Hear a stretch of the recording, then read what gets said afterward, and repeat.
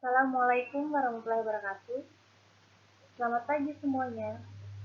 Bertemu lagi dengan saya, Agustina Amir Pertiwi MPD, pada mata kuliah Ilmu Alamnya Darat, yang hari ini akan membahas tentang perkembangan ilmu kimia dalam perspektif ilmu modern. Adapun tujuan pembelajaran kita hari ini yang pertama, memahami pengertian ilmu kimia.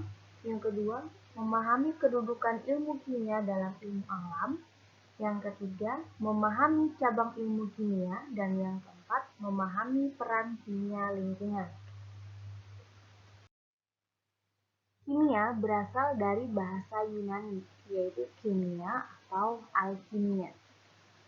Kimia merupakan ilmu pengetahuan alam yang mempelajari tentang sifat, struktur materi, komposisi materi, perubahan dan energi yang menyertai perubahan materi yang disebabkan karena adanya interaksi dengan benda lain atau reaksi kimia.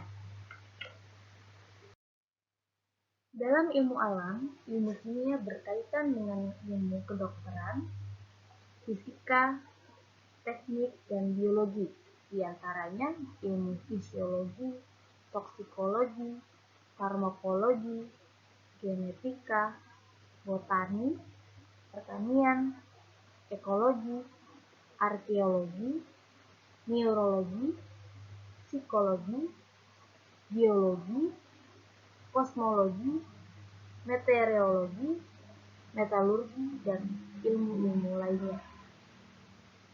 Ilmu kimia merupakan ilmu yang sangat luas sehingga memiliki keterkaitan dengan beberapa cabang ilmu lain. Beberapa istilah yang biasa kita temui dalam ilmu kimia diantaranya adalah atom, unsur, senyawa, ion, dan reaksi kimia. Atom merupakan satuan terkecil yang dapat diuraikan dari suatu unsur dan masih mempertahankan sifatnya.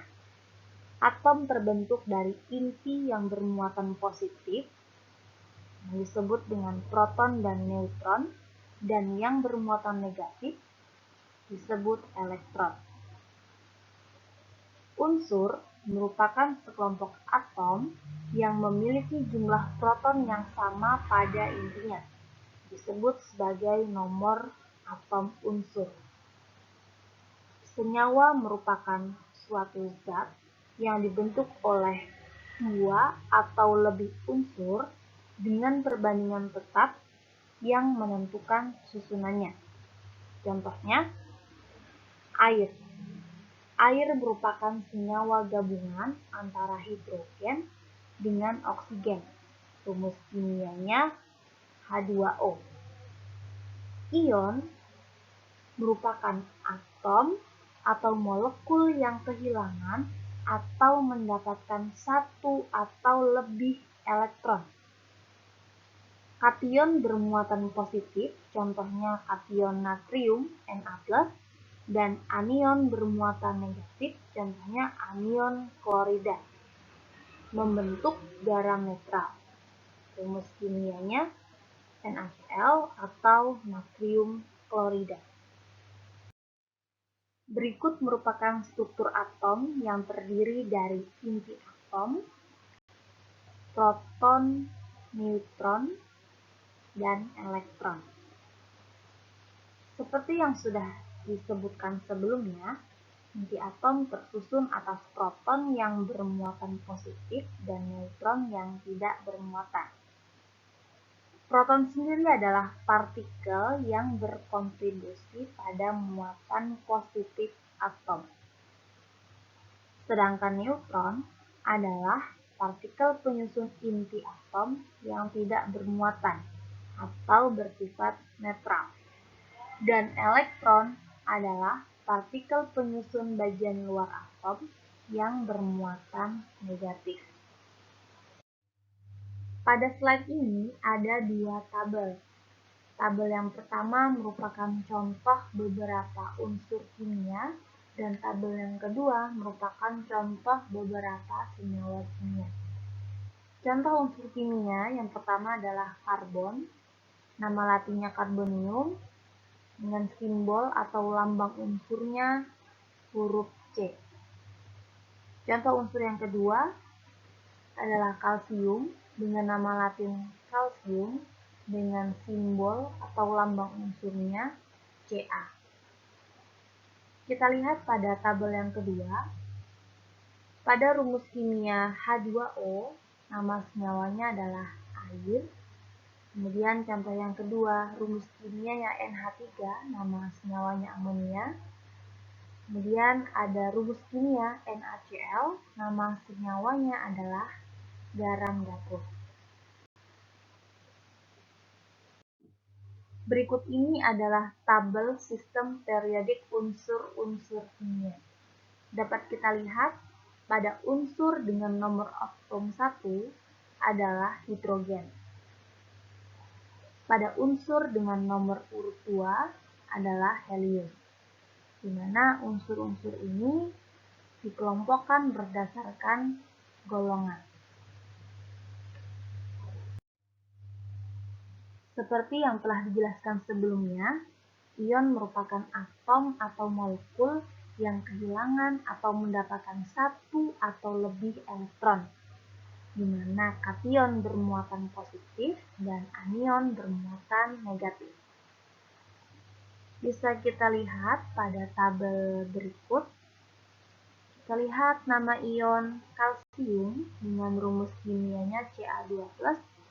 Di situ ada angka 2+, artinya ion kalsium mendapatkan tambahan 2 elektron yang bermuatan positif.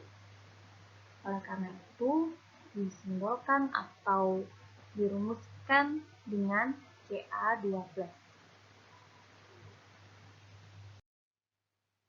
Reaksi kimia merupakan transformasi atau perubahan dalam struktur molekul, di mana reaksi ini bisa menghasilkan penggabungan molekul menjadi molekul yang lebih besar atau menjadi molekul yang lebih kecil.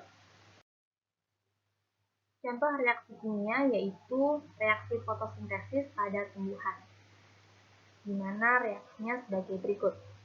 6CO2 atau karbon dioksida ditambah dengan 6H2O atau air yang dibantu dengan cahaya matahari dan klorofil menghasilkan C6H12O6 atau glukosa dan 6O2 atau oksigen. Reaksi fotosintesis ini merupakan penggabungan molekul sederhana menjadi molekul yang lebih besar atau molekul yang lebih kompleks. Ilmu kimia dibagi menjadi beberapa cabang ilmu yang lebih spesifik, diantaranya adalah ilmu kimia analitik, biokimia, kimia anorganik, kimia organik, kimia fisika, kimia teori, kimia nuklir, dan cabang ilmu kimia lainnya.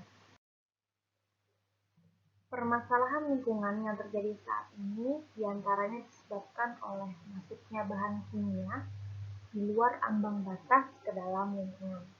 Contohnya pembuangan limbah hasil industri ke perairan seperti drainase, sungai, dan lautan tanpa diolah terlebih dahulu, yang mana dapat mengakibatkan perairan tersebut tercemar dan berdampak buruk bagi ekosistem yang ada di dalamnya. Contoh lainnya adalah pencemaran udara yang disebabkan oleh asap kendaraan bermotor dan asap pabrik industri yang beroperasi. Kemudian pembuangan limbah medis ke tanah dan perairan tanpa disterilisasi terlebih dahulu, yang tentunya menimbulkan dampak negatif bagi lingkungan dan makhluk hidup yang ada di dalamnya. Ilmu kimia lingkungan berperan penting dalam mempelajari dan mencari solusi atas permasalahan lingkungan yang diakibatkan oleh limbah atau bahan kimia agar lingkungan tetap terjaga kelestarian dan keseimbangannya. Beberapa peran kimia lingkungan diantaranya adalah mempelajari sifat dan fungsi bahan kimia dalam lingkungan hidup, kemudian mempelajari dan menelaah bahan kimia terhadap suatu komponen lain atau lingkungan hidup secara menyeluruh, yang mana tujuannya untuk mencari solusi dalam permasalahan lingkungan hidup, terutama jika bahan kimia itu tersebar dan berkontaminasi dengan lingkungan, yang mengakibatkan keseimbangan lingkungan atau keseimbangan ekosistem itu terganggu.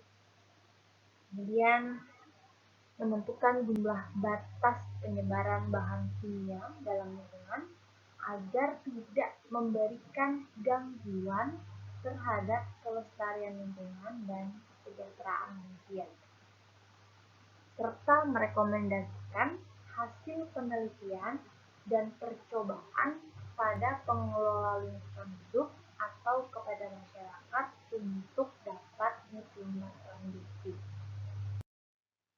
Salah satu upaya pemerintah dalam melakukan pengendalian pencemaran udara yang disebabkan oleh bahan kimia, pemerintah mengeluarkan peraturan nomor 41 tahun 1999 tentang pengendalian pencemaran udara, di mana dalam peraturan tersebut dilampirkan standar baku mutu udara ambien nasional, di mana yang pertama, pada parameter sulfur dioksida dapat diukur dengan peralatan spektrofotometer dengan waktu pengukuran 1 jam, 24 jam, dan 1 tahun, di mana baku mutu telah ditentukan pada masing-masing waktu pengukuran. Dan metode analisis yang digunakan adalah metode Pararosa-Milling.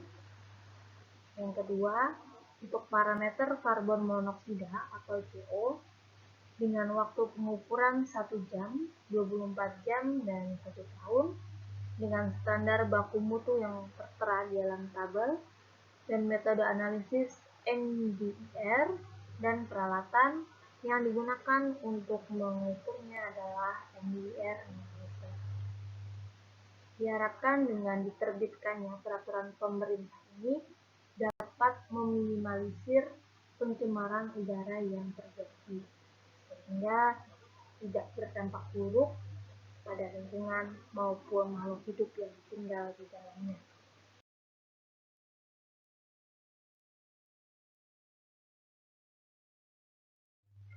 Demikian pemaparan tentang perkembangan ilmu kimia dalam perspektif ilmu modern. Semoga dapat dipahami. Terima kasih untuk atensinya. Wassalamualaikum warahmatullahi wabarakatuh.